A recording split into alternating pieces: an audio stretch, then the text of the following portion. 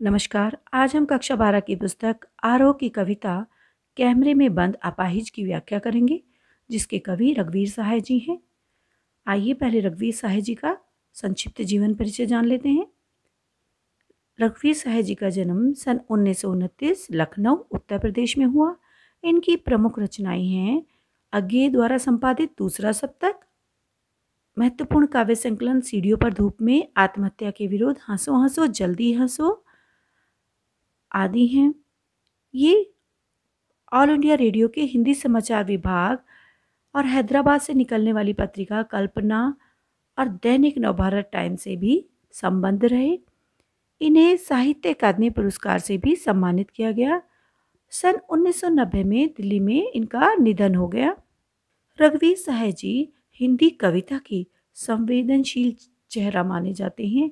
इन्होंने सड़क, चौराहा, दफ्तर, अखबार, संसद, बस, रेल, बाजार की बेलोस भाषा में भी कविता लिखी।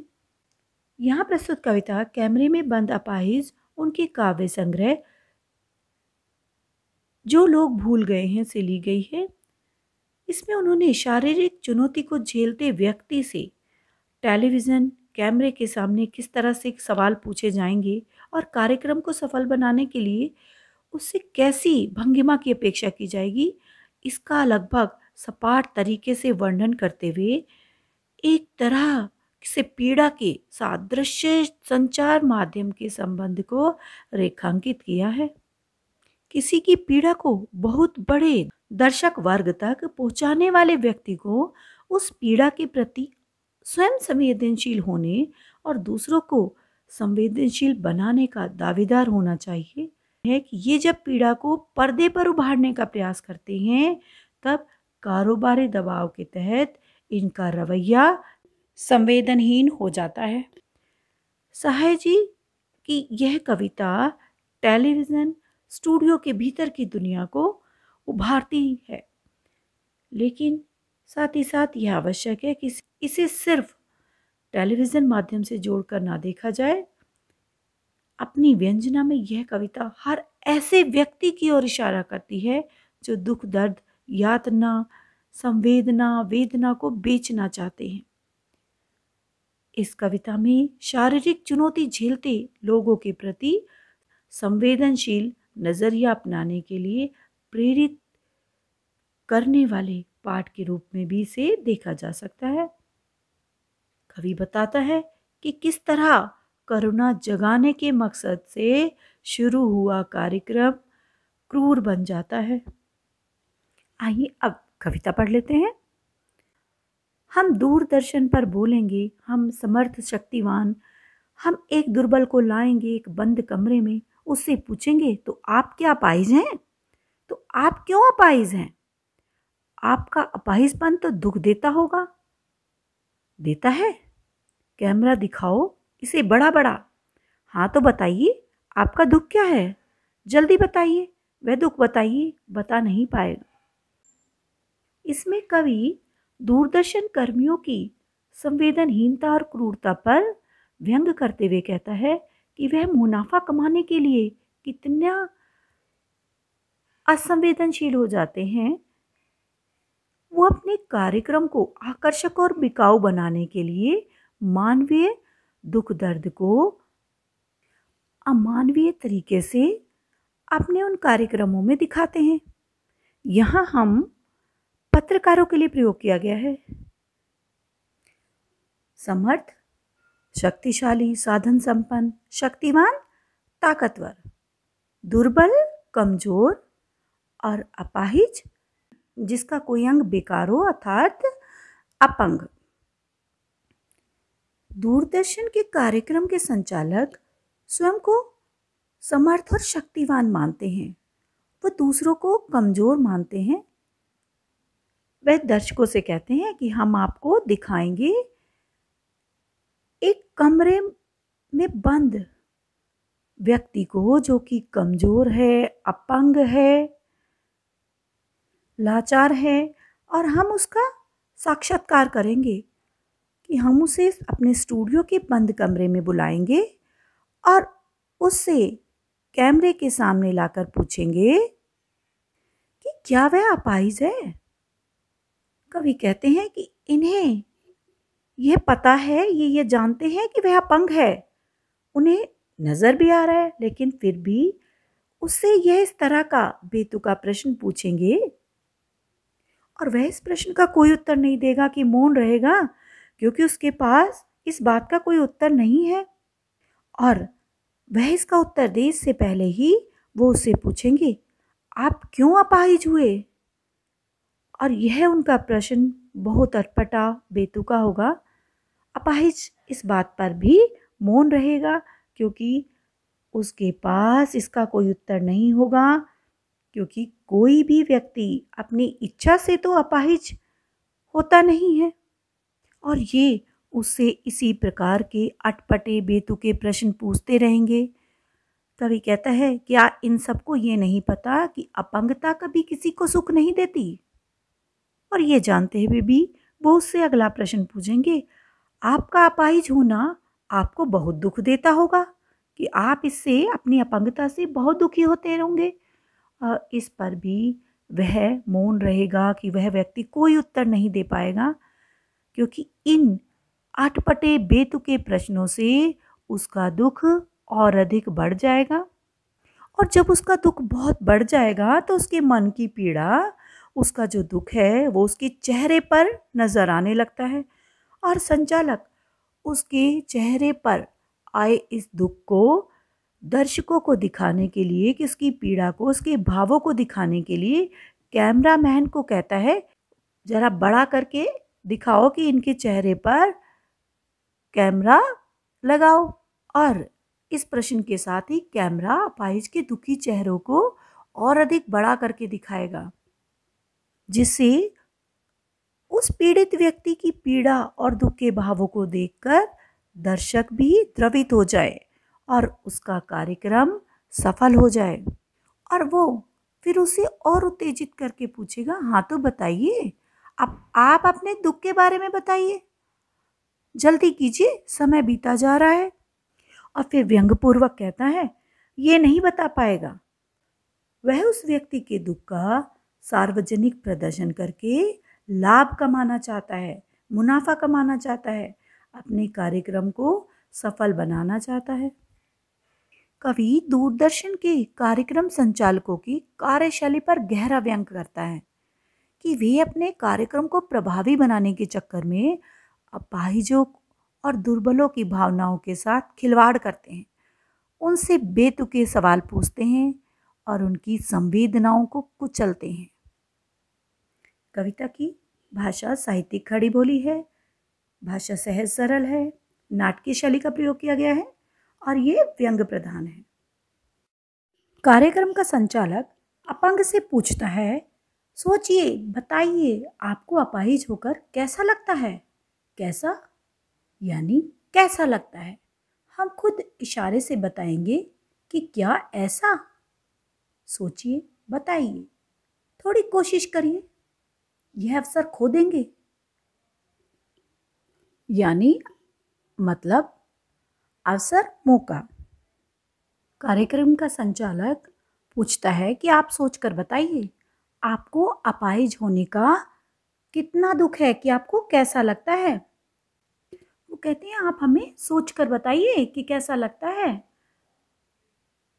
और नहीं तो वो खुद इशारा कर करके बताता है कि क्या ऐसा लगता है, कि वो इशारे से ये बताता है कि तुम अपने दुख को इस तरह बताओ, सोचिए, बताइए, कि और सोचो, थोड़ा और बताने की कोशिश करो, कि ये अवसर जो आपको मिला है, ये अवसर आपका खो जाएगा, कि आपको दोबारा से ऐसा अवसर प्राप्त नहीं होगा, कि दर्शकों को अपना दुख बताने का जो ये आपको अवसर मिला है, ये फिर नहीं मिलेगा।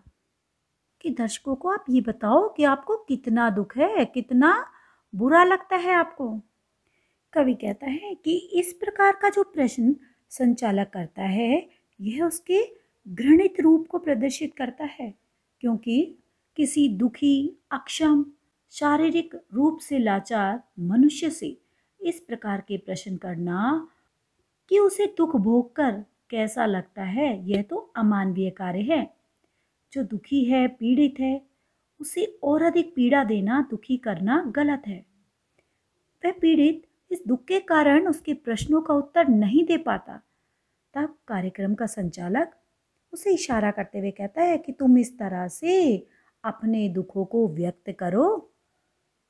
और कार्यक्रम का संचालक उसके मौन रहने पर कि वो दुख के कारण जब कोई उत्तर नहीं दे पाता, तो संचालक उसे खुद इशारे करके बताता है कि पूछता है कि इस तरह का दर्द होता है तुम्हें, सोचो और बताओ, और जरा कोशिश करके लोगों को अपनी पीड़ा से परिचित तो कराओ। कि क्या आप श्रोताओं को अपने बारे में, कि दर्शकों को अपने बारे में कुछ नहीं बताना चाहते? यह बढ़िया अवसर है और इस अवसर को आप खो देंगे। आप तो सौभाग्यशाली हो कि आपको अपना दुख इन लोगों के सामने बताने का अवसर मिला है। कवि कहता है कि अपाहिजों को यह एहसास कराना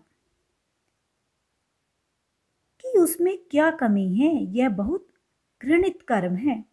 और संचालक उससे बार बार प्रश्न पूछकर उसे अपने दुख को, अपनी अपंगता को बताने का, और उसके पास यही बढ़िया अवसर है दुनिया को अपना दुख बताने का, यही कह कहकर उसके दुख को और अधिक बढ़ा रहा है।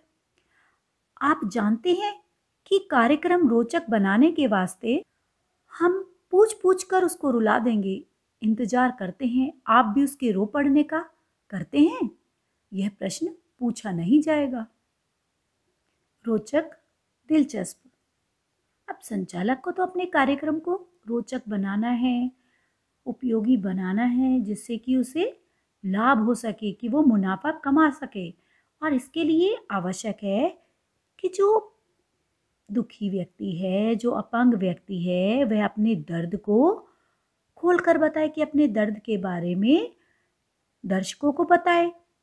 तो इसलिए वो कहते हैं कि हम उससे इतना प्रश्न करेंगे कि हम उससे प्रश्न पूछ पूछ कर उसके दुख को इतना अधिक बढ़ा देंगे कि वह दुखी हो जाए और उस दुख के कारण वो रोने लगे। कहते कि दर्शक भी उस क्षण की प्रतीक्षा करते हैं कि जब अपाहिज अपना दर्द बताते बताते रो पड़े।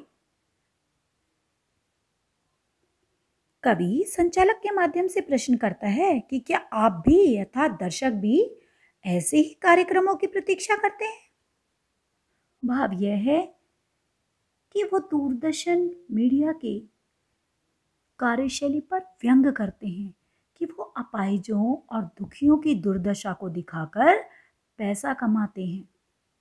उनका उद्देश्य सिर्फ अपने कार्यक्रम को रोचक बनाना होता है, और दर्शक भी ऐसे कार्यक्रमों में उन दुखियों के दर्द को देखकर रस लेते हैं। और वो तब तक इन कार्यक्रमों को देखते हैं जब तक कि वो अपाहिज, वो पीड़ित रो ना पड़े। इसमें मीडिया कर्मियों की हृदयहीन कार्यशैली पर प्रकाश डाला गया है। भाषा अत्यंत सरल है, नाटकीय शैली का प्रयोग किया गया है। फिर हम पर्दे पर दिखलाएंगे फूली हुई आँख की एक बड़ी तस्वीर, बहुत बड़ी तस्वीर, और उसके होठों पर एक कसमसाहट भी। आशा है आप उसे उसकी अपंगता की पीड़ा मानेंगे। कसमसाहट, छटपटाहट, पीड़ा, दर्द, अपंगता, अपाहिज होना।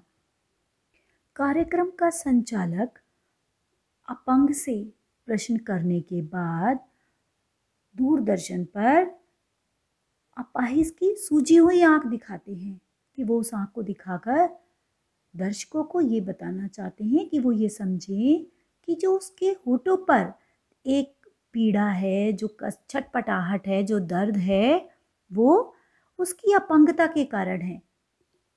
और वो ये दिखाने के लिए पर्दे पर उसकी सूजी हुई आंख को बड़ा करके दिखाते हैं, कि वो उसका चित्र बड़ा करके उसमें दिखाते हैं। और इस प्रकार वो क्या चाहते हैं कि वो उसके दुख को और बड़ा करके दिखाते हैं, जिससे कि दर्शक उस अपाहिज की होठों की उस बेबसी को, उस दर्द को, उस बेचैनी को देख सके और जिससे दर्शकों में भी उसके दुख की जो भावना है उसका संचार हो सके। और वो दर्शकों से आशा करते हैं कि वे इस बेबसी को, इस दुख को उसके अपंग होने की छटपटाहट मानेंगे कि उसी के कारण, उसकी अपंगता के कारण उसे जो पीड़ा हो रही है, वो ये मानेंगे कि जो आँख उसकी सूजी हुई है, जो फूली हुई उसकी आँख है, ये उसकी उसी पीड़ा के कारण है कि उसकी अपंगता के कारण ही उसे इतना दुख है। एक और कोशिश, दर्शक धीरज रखिए, देखिए हमें दोनों एक संग रुलाने हैं, आप और वह दोनों। कार्यक्रम संचालकों की कोशिश होती है कि वो अपंग के दर्द को इस तरह दिखाएं कि ना कि केवल वो अपाहिज ही, बल्कि जो उसके दुख को, उसके दर्द को देख रहे हैं वो दर्शक भी रोने लगे। अर्थात वो दोनों को एक साथ रुलाना चाहता है। लेकिन जब वह अपनी इस कोशिश में सफल नहीं हो पाता, अर्थात वो ना तो उस अपाहिज को रुला पाता है कि वो बेचारा दुख से, उस पीड़ा से दुखी तो हो जाता है, लेकिन वो अपनी उस पीड़ा को व्यक्त नहीं कर पाता, वो मौन हो जाता है। और उसके न रोने से, कि जब वो नहीं रोता तो कार्यक्रम के संचालकों को लगता है कि उनका जो मकसद था कि वो अपने चैनल को, अपने उस कार्यक्रम को सफल बनाना चाह रहे थे, उसकी आय में वृद्धि करना चाह रहे थे, कि वो अधिक से अधिक मुनाफा कमाना चाह रहे थे। लेकिन जब वो ऐसा नहीं कर पाते, इस कार्य में वो सफल नहीं हो पाते, तब वह कैमरामैन को कहता है, कैमरा बस करो, नहीं हुआ रहने दो, पर्दे पर वक्त की कीमत है, अब मुस्कुराएंगे हम। आप देख रहे थे सामाजिक उद्देश्य से युक्त कार्यक्रम, बस थोड़ी ही कसर रह गई। धन्यवाद। सामाजिक उद्देश्य, समाज को बेहतर बनाने के जो लक्ष्य से किया गया कार्यक्रम, युक्त जुड़ा हुआ, कसर रहना, कमी रहना। वो उन्हें दूरदर्शन मीडिया के समय का महत्व बताता है और कहता है कि अगर अपाहिज का दर्द पूरी तरह प्रकट नहीं हो सका, अर्थात वो अपने मकसद में सफल नहीं हो सकी कि उसे रुलाने में, उसका दुख प्रकट करवा कर दर्शकों को भी रुलाने के इस मकसद में जब वो पूरा नहीं हो पाते, तो वो कहते हैं कि नहीं हो पाया, कि वो नहीं रोया तो कोई बात नहीं, लेकिन पर्दे पर एक एक क्षण कीमती होता है, कि उन्हें अपने समय का और धन व्यय का भी ध्यान रखना है। और इसके बाद वो व्यंग्यपूर्वक मुस्कुराएंगे और फिर दर्शकों को संबोधित करते हुए कहेंगे कि आज जो आपने कार्यक्रम देखा वो सामाजिक पीड़ा को दिखाने वाला कार्यक्रम था और इसका उद्देश्य था अपाहिजों के दर्द को समझना। अब फिर मन ही मन वो सोचेंगे कि बस थोड़ी सी ही कसर रह गई कि कार्यक्रम रोचक हो जाता, हमारा ये कार्यक्रम सफल हो जाता, अगर आज अपाहिज और दर्शक संग संग रो पाते, कि ये अगर एक साथ रो पाते तो आज हमारा कार्यक्रम सफल हो जाता।